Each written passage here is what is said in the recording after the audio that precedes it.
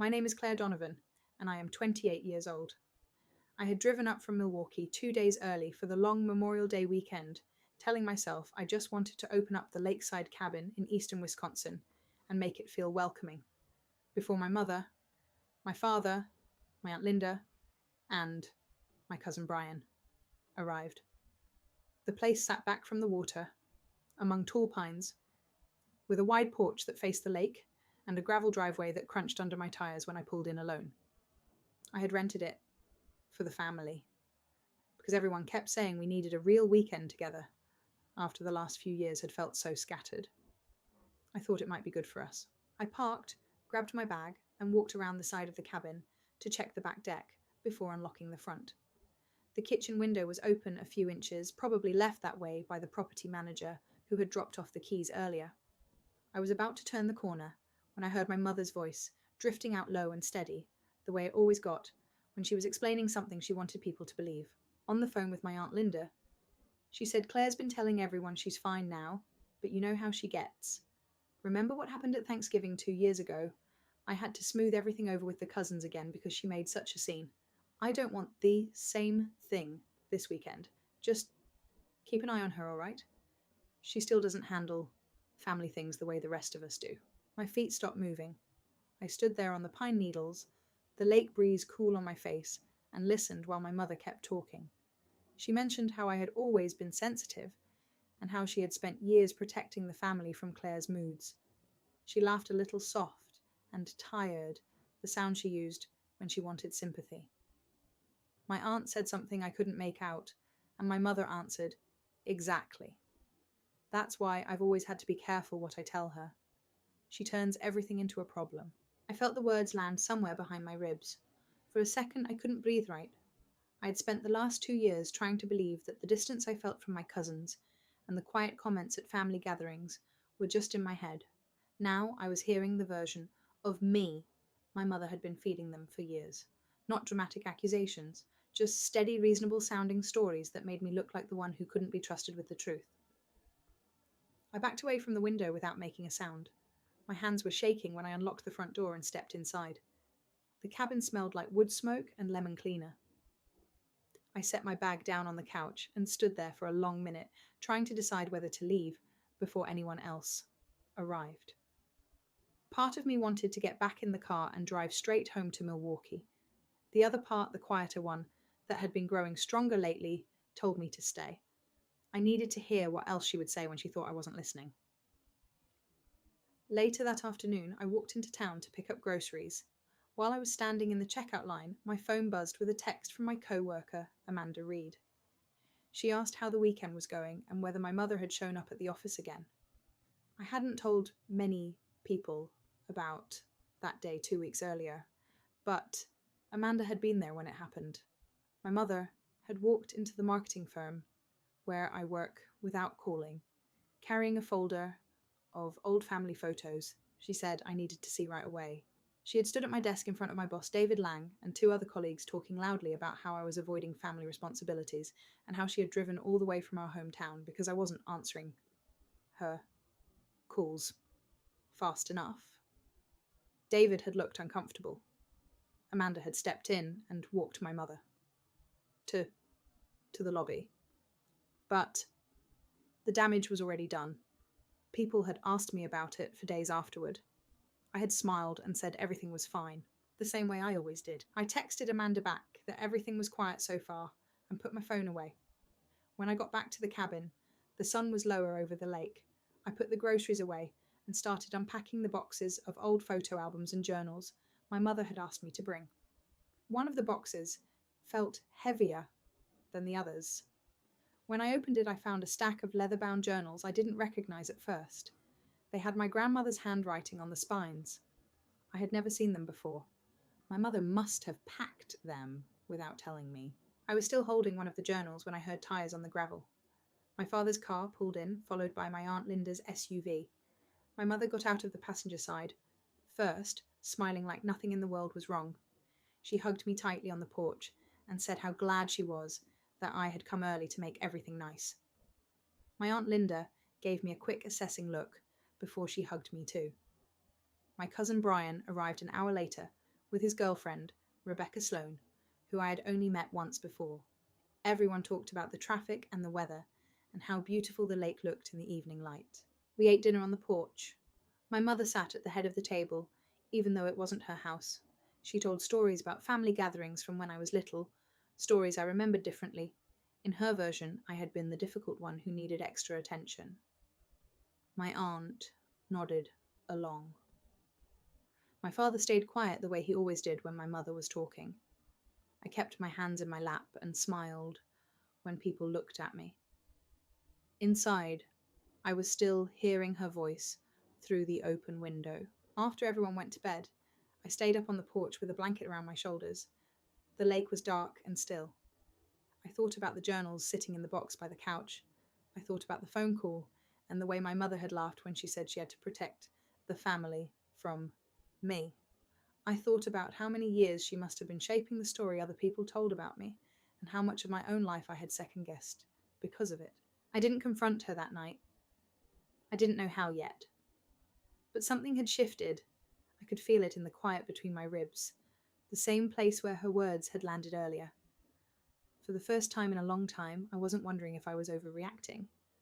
I was wondering how much longer I was willing to let her keep writing the story of who I was. If you've ever overheard something that made the ground under your whole life feel different, I hope you'll stay with me. Comment me too, if any of this feels familiar so far. The next morning, the lake was calm and grey under a thin layer of mist. I woke early and made coffee in the quiet kitchen while everyone else slept. My mother came downstairs, first already dressed and smiling, like she had slept perfectly. She poured herself a cup and stood beside me at the counter, close enough that I could smell her familiar lotion. She asked how I had slept and whether the cabin felt too small for all of us. Before I could answer, she added in that same reasonable voice I had heard through the window that she hoped I wouldn't get overwhelmed the way I sometimes did at family things. She said it lightly, like she was just looking out for me. I nodded and sipped my coffee. The words sat heavy in my chest, but I kept my face still. By mid-morning, my cousin Brian and his girlfriend Rebecca had come back from a walk around the lake. They brought a box of old photo albums they had found in one of the storage closets near the back bedroom. Brian said it would be fun to look through them together, maybe put a few pictures up on the mantel for the weekend. Mother's expression tightened for a split second before she smiled again and said that sounded lovely. She offered to help sort them. We spread everything out on the big wooden table in the living room. There were pictures of my grandparents, old birthday parties, and a few faded shots from when I was little. Mixed in with the albums were the leather journals I'd found the night before. One of them had my grandmother's name on the inside cover. Another looked older, with pages that had started to come loose at the binding. I reached for it without thinking. My mother's hand came down on the cover before I could open it. She said the journals were private family things, and probably better left in the box for now. Her voice was still calm, but there was an edge underneath it I had heard before when she wanted something dropped. Brian looked confused and asked why we couldn't just glance through them. My Aunt Linda, who had been standing nearby, said it might be nice to remember how things used to be. My mother let go of the journal but stayed close while we opened it. The first few pages were ordinary grocery lists, notes about the weather, a recipe for strawberry jam. Then I turned to an entry dated the summer I turned 12. My grandmother had written about a fight at a family picnic. She described how my mother had told everyone I'd thrown a tantrum and ruined the day. But my grandmother had seen what actually happened. I had only asked to go home early, because my mother had spent the whole afternoon telling relatives I was too sensitive to handle normal family things. My grandmother had written that she tried to talk to my mother about it afterward, but my mother had said it was better if people thought I was the difficult one. It kept everyone else from asking too many questions. I read the paragraph twice. The handwriting was small and careful. My hands felt cold against the paper. I looked up and saw my mother watching me from across the table. Her face was composed, but her eyes were sharp. She asked what I had found that was so interesting. I closed the journal slowly and said, it was just an old recipe. She nodded once and turned back to the photo albums, already telling Brian a different story about that same picnic. The rest of the day moved in pieces. We ate lunch on the porch. My Aunt Linda asked me how work was going, and before I could answer, my mother said I had been having a hard time with stress lately, and that everyone at the office was probably worried about me. She made it sound caring. Amanda's name came up when I mentioned a project, and my mother said Amanda was such a good friend for putting up with my moods. I felt the heat rise in my face, but didn't correct her. Rebecca gave me a small, uncertain smile from across the table. In the afternoon, my father and Brian went out on the small rental boat. I stayed behind to clean up the kitchen. My mother and my aunt sat on the porch with the door open between us. I heard my mother say my name again, quieter this time. She told my aunt that she had always tried to shield me from the truth about how hard I could be on people. She said she had learned years ago that it was kinder to manage things quietly, so I didn't have to carry the weight of everyone's disappointment. My aunt murmured something sympathetic. I stood at the sink with my hands in the dishwater and let the words settle. Later, when the boat came back, I walked down to the dock to help tie it up. Brian asked if I was okay. He said I had been quiet all day. I told him I was just tired from the drive. He nodded and didn't push. That small kindness made my throat tighten more than my mother's comments had. By evening, the light had gone soft and gold over the water. We gathered in the living room again. Someone suggested looking at more of the old pictures. My mother said she thought we had seen enough for one day, and that it might be better to save the rest for another time. She was already reaching for the box when I said I wanted to keep going.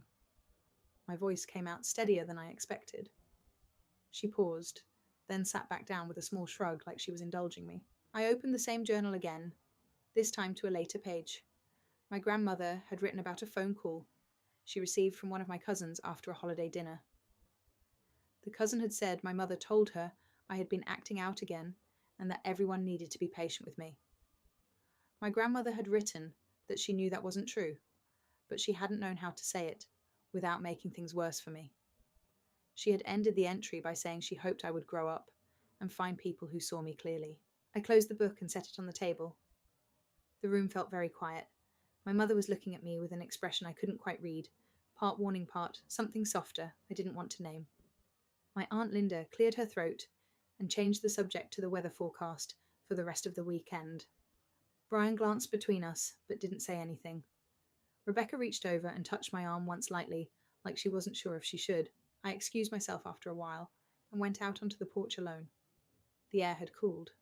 I pulled out my phone and scrolled until I found the number for Nancy Whittaker, the friend my grandmother had trusted more than almost anyone. Nancy had known our family since before I was born.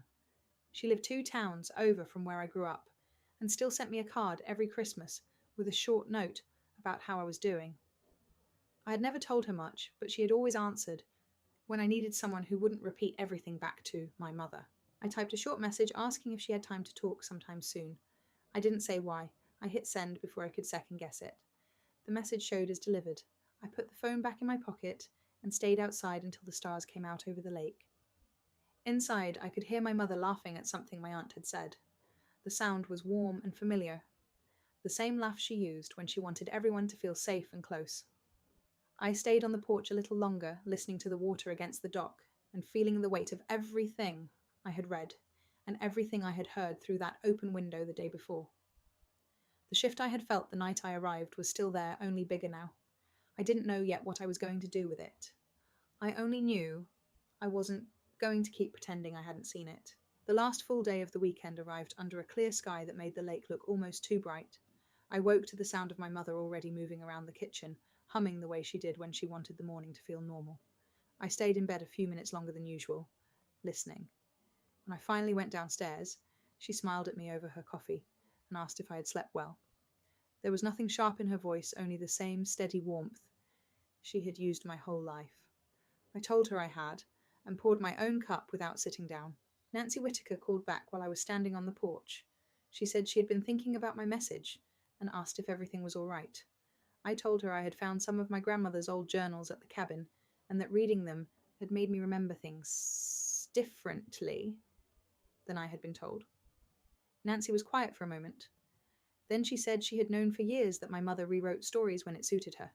She said my grandmother had talked to her about it more than once, especially after family gatherings where my mother had explained away my reactions as moods or sensitivity, so no one would ask what was really happening. Nancy told me she had stayed quiet because she didn't want to make things harder for me, but she had seen the pattern for a long time. Hearing it from someone who had known us that long made the ground feel steadier under my feet instead of like it was shifting. We talked for almost an hour. Nancy asked gentle questions about what I had read and what I had overheard. She didn't tell me what to do. She just said that choosing to see things clearly was allowed, even when it cost something. Before we hung up, she offered to meet me for coffee when I got back to Milwaukee, if I wanted. I told her I would like that. When the call ended, I stayed on the porch a little longer, watching a pair of loons move across the water. The belonging I had tried to hold onto for so long felt thinner than it had the day before, but the space it left behind did not feel empty the way I had feared it would. That afternoon, the whole group went down to the dock to sit in the sun. My Aunt Linda and my cousin Brian were talking about old holidays. My mother joined in telling a story about a Thanksgiving when I had apparently been difficult, and she had smoothed it over, so the day could still be special for everyone else. She glanced at me while she spoke the same way she had glanced at me across the table the night before. I waited until she finished. Then I said quietly, but loud enough for everyone to hear, that I remembered that Thanksgiving differently, and that I had read something in my grandmother's journal that matched my memory instead of hers. The porch went still for a few seconds. My mother's smile stayed in place, but her eyes narrowed just slightly before she laughed and said journals from that long ago were never the whole story, and that people remembered things through their own feelings. My aunt looked uncomfortable. Brian studied his hands. Rebecca reached over and squeezed my wrist once under the table. I did not argue. I did not raise my voice. I simply said that I had heard enough over the weekend to know I no longer wanted to be part of stories that made me smaller so everyone else could feel comfortable. I told my mother I loved her and that I would still talk to my father and to Brian when they wanted, but I would not be coming to family weekends or holidays arranged around the version of me she needed other people to believe. The words came out steadier than I expected. My mother's face changed then. The warmth dropped away, and something harder took its place. She said I was being dramatic again, and that I had always needed more attention than anyone else in the family. She said she had spent years protecting me from the consequences of my own sensitivity, and that I was throwing it back in her face. I let her finish. Then I stood up, folded the blanket I had been using, and carried it inside. I packed my bag while the others stayed on the porch. My father came in after a while and stood in the doorway of the bedroom. He did not tell me to stay. He only said he was sorry I had heard what I heard and that he wished things had been different. I hugged him and told him I knew he had tried in his own way. He nodded once and stepped back so I could finish. When I carried my bag to the car, my mother was still on the porch. She did not come down to the driveway. She watched me from her chair, with her arms crossed and her mouth set in a line I recognized from years of quiet disapproval. I waved once, got in the car, and drove away from the lake without looking back in the mirror. The drive back to Milwaukee took a little over an hour. I kept the windows down part of the way so the air could move through the car. I thought about the phone call through the open window, and the journals on the table, and the way my mother's voice had changed when I finally said something out loud.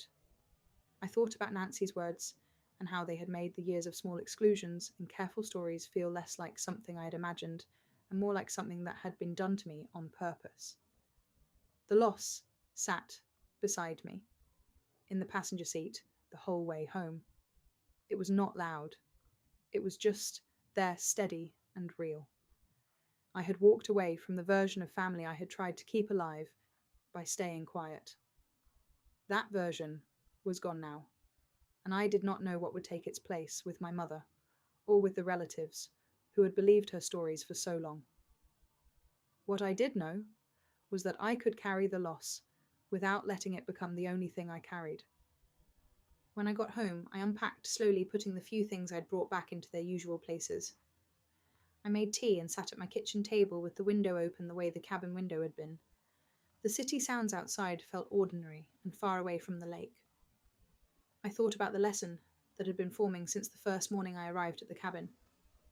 Self-worth cannot be kept by protecting someone else's version of who you are. I had spent years making myself smaller so my mother could keep telling the story that let her stay in control.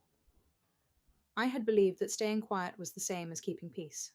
It was not. The peace I felt now was quieter and lonelier in some ways, but it belonged to me. I could live inside it without waiting for her permission or her approval. I called Nancy the next evening and we met for coffee 2 days later.